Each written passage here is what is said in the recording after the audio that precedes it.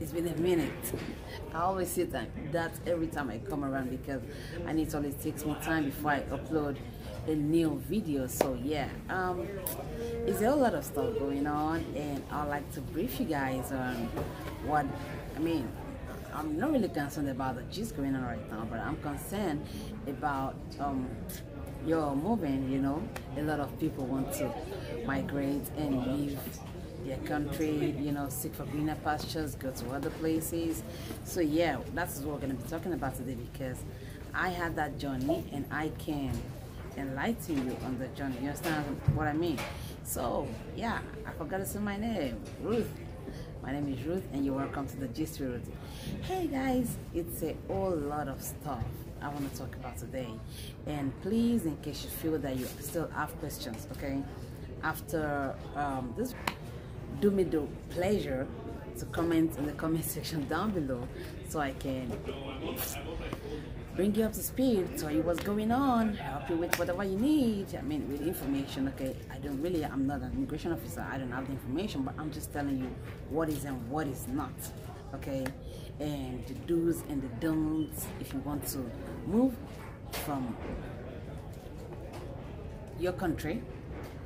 Most of us Nigerians, or wherever you want to move to somewhere else, you need to be able to figure out one or two of all those things I'm going to be talking about today in this video. Okay guys, so let's go down straight to business. So sometime last year, around June, July, right? Yeah, I made up my mind that okay, I want to go to the US, I want to study nursing, I want to do all of that stuff, okay? So I applied in the school and I called a few people. Rule number one: don't rely on word of mouth information, okay? Do not rely on word of mouth information. That stuff can mess you up. So I called a few people, I made inquiries, I asked people, what's up, and they give me what they feel is okay. I mean, what they feel is standard. So I went ahead, I got, they already said, oh, there's this school, we know, what, you can apply there, they are taking intakes at the moment, and all of that stuff, and I applied. So the school got back to me a few weeks later and said, oh yeah, you've been accepted and all that. I said, hey, I got an admission in the US. How we can be very happy about stuff like that. So after some months, I decided to leave Nigeria. I mean, I contacted the school, I asked them, and people that even went to help me make the inquiry from the school, I mean, from people as well, word of mouth information, told me, yeah, when you get to the US, you can always change from your visiting visa to student visa and all that. I said, oh fine, that's a good one, because I already have a visa at the moment. So I'm like, okay, I don't want to just wait this visa, let me see if I can travel with this visa so I can change it when I get over there. Rule number two, that is a no guys. Wherever it is you're going, make sure you have the right visa at the moment, I mean, that corresponds to what you're going to the country to do, okay? Do not be holding a different visa and be thinking that, oh yeah, I want to go and study, but I'm holding a visiting visa, and then you think when you get here or when you get wherever, you're gonna change it. Hell no, guys. No, don't do that. So that was it. I went with it. I said fine, so I'm gonna just go. I don't need to go with the trouble of applying for student visa and all that. So I left Nigeria. So I decided to leave Nigeria with the visiting visa with me, which I did. I got to the airport, I mean, in the US and all that. It was a whole lot of I'm not gonna take you through all of that stuff today. So I'm not gonna be taking you through all of that stuff today, okay? After a while, I got to the US that day. I mean, I'm like, I want to go resume in the school. And I was in the school like 2 days later, okay? And I got there, I'm like, okay, I'm an international student, what, this is what I have, this is what I came with, these are the meals I got from you guys, I mean, what, and they're like, hey sis, no, You have to go and start all the way from the beginning. First off, international students are not allowed to do nursing directly. Like, you can't just jump into the course. I'm like, no, this is just like, you shattered my heart and shattered my dreams. And I'm like, no, sister, you can't do that to me. I didn't have a choice, yeah? It's not Nigeria where you can lobby and ask somebody and ask some daddy and ask some mommy. No, all that stuff is going on. So I said, okay, so what next? What do I have to do? And she said, oh, I have to reapply, maybe take a course, a prerequisite course that I have to do for 2 years before I get into the nursing program. I felt like stopped, like, are you guys kidding me? That is even number one out of everything, you know. So I said, okay, no problem. I decided to go with that, and I reapplied, and I said, okay, let me take another course. And then I took biology. Like, okay, biology, I can just get, I need the like the fresh start to science, because I was never a science student. So yeah, I'm gonna need all that knowledge and all that for the nursing program I was going for. So I said, okay, that's fine. I decided to go with it, and I applied for it. I did tests, exams and all that in the school, you know, to get into the program. And they said, now we got to my student visa, and then they said, I have to, now that I have to go and apply for the student visa on my own. I'm like, no, I thought this is not what you guys talk to me about. I mean, guys, before you move an inch, make your I cannot overemphasize the importance of you making your findings by yourself. If not, you find yourself in hot soup, in more than what you actually bargained for. I'm like, hell no, this is not what we talked about. I mean, this is not it. They said, no, you have to. I said, I thought you guys were going to assist me. You guys are the ones that are supposed to help me submit the form so that they know that, oh yeah. They said all they need to do for me is just give me the documents that I need to back up my claims and all that, and then I go apply for it. I didn't have a choice, okay, people. I applied for the stuff, USCIS, and that was it.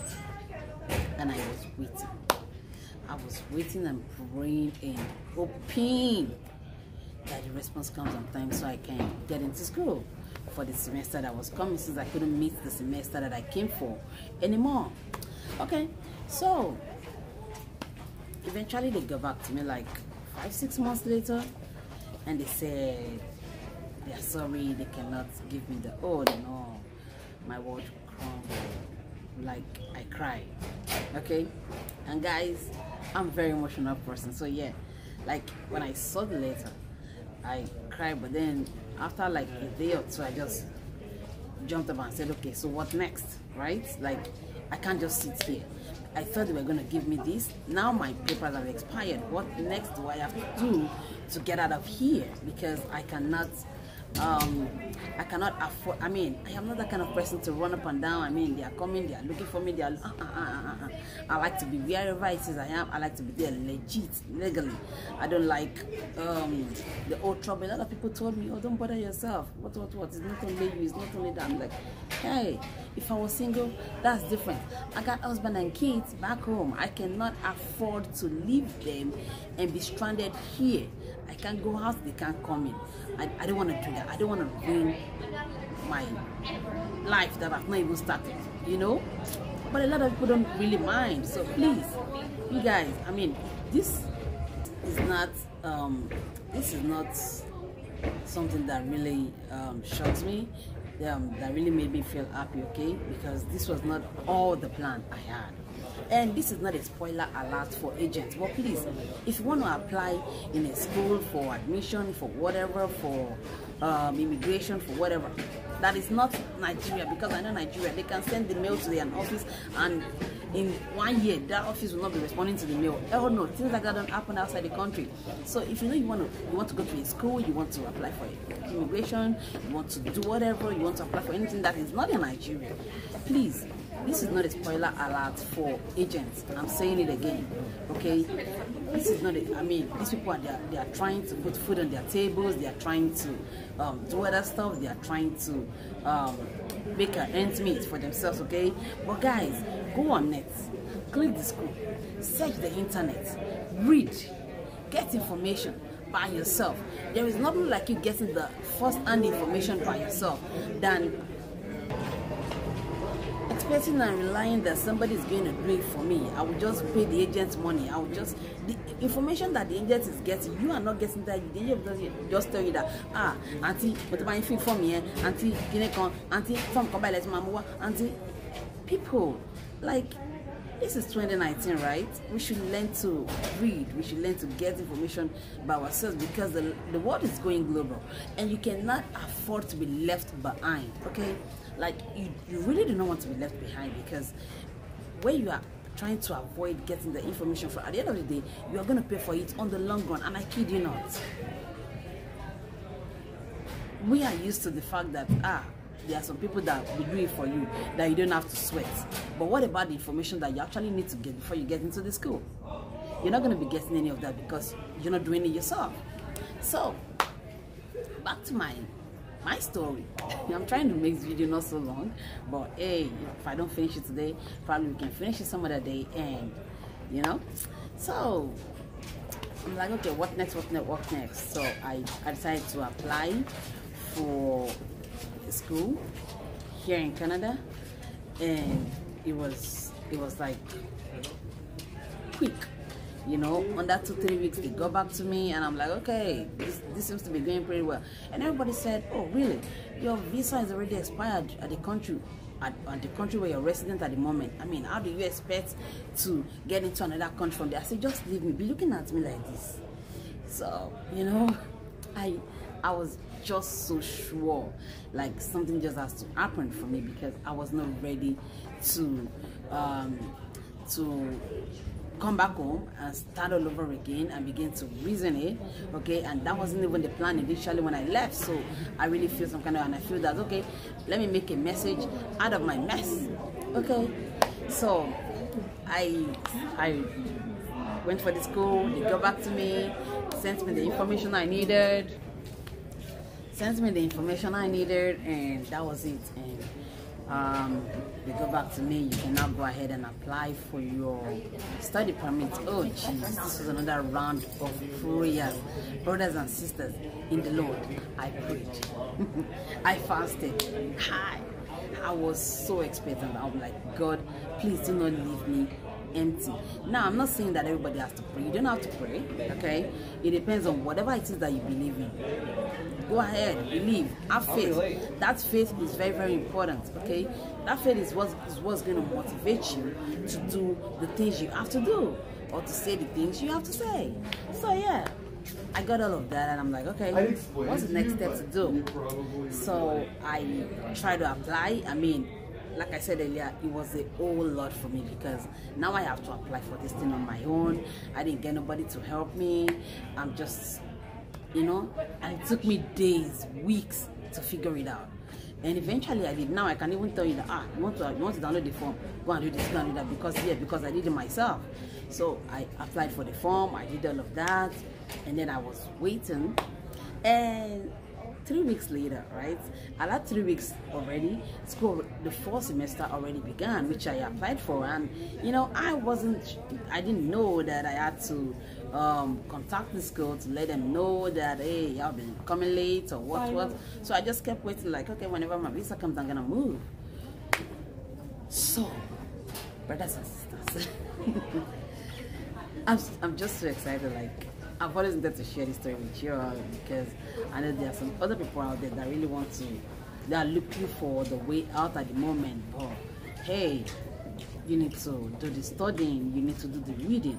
Nobody's gonna give you that information. No information they're gonna give you is gonna be like the information you get by yourself. So I did all of that, and I was waiting, and 3 weeks later, CIC got back to me, and boom, no time to waste. Like immediately they said, send your passport for stamping. My brothers and sisters, I booked flights. Like, I didn't waste no time, because at that moment it was 3 weeks into the session. It was already 3 weeks into the session, and hey, what do I have to do? I mean, I have to catch up with 3 weeks of class. I have to do all of that stuff. I have to show up. So I really didn't want to waste no more time. So I booked my tickets. I did all of that, and I was on my way here. So I got here on Saturday, and I had Sunday to rest, and Monday, boom, I had to look for medical space. You know, I don't have a car. I have to do the bus thing. I still do the bus thing, right? Because I can't even walk. We are coming to that issue gradually, okay? So, yeah, that was how I got to Canada. And a lot of people say, oh, really? I mean, when I call people to tell them that, hey, my visa has been approved, they're like, sis, don't even play. Like, how is it possible? I mean, you can apply. I said, no, I serve a God that answers prayers, and I know that it was going to answer me, because it was never going to leave me high and dry. Okay, so when you have that little faith, okay, it's a whole different ballgame. When I got here, I went to the faculty of the College School of Business. So when I got there, I talked to a few people, and I asked them questions, and they said, oh, you should have contacted us. Are you ready to start, or you want to wait until next semester? I'm like, what will I be doing till next semester? Really? Let me start, okay? So I decided to start, and they said, fine, you have to take 5 classes. What? My sister, you know, in Nigeria, we used to do 13 courses. I remember my younger sister. She was, my sister took like 13 courses in one semester, right? I think the maximum I did was 8 or 9. It was these 5 classes. It's like a whole. It's like a whole. It's a bunch of work. Like these 5 classes, you are gonna be exhausted. So don't just say you want to go and study somewhere. I mean, education in Canada is no joke. I kid you not, people. I mean, you need to be sure this is what you want to do. Because for me, before now, I'm not the kind of person that reads, okay? Like, I just want to live my life. I mean, normally when I was in school, back home, I used to, I mean, when it's a date or 2 to exam, that's when I pick up my note that, hey, what did they even teach us in this course? But hey, yeah, you got to be picking that notes every morning, afternoon, night, midnight, daytime. When people are sleeping, when people are awake, you are just on it. And even my sister, my older sister was like, what's going on? I mean, is it not this book that they were saying, this book is different from the book that we are reading back home? Like, you just can't afford to skip a thing. And getting here, blending in was another issue. I think we're gonna be talking about that in another video. This video is pretty long enough. Thank you very much, guys, for watching. Thank you for staying with me, and don't forget to comment, like, subscribe. Okay, y'all know I love you guys. And any questions about this video, please ask in the comment section down below, and don't forget to give this video a thumbs up. Love you guys. Have a good day.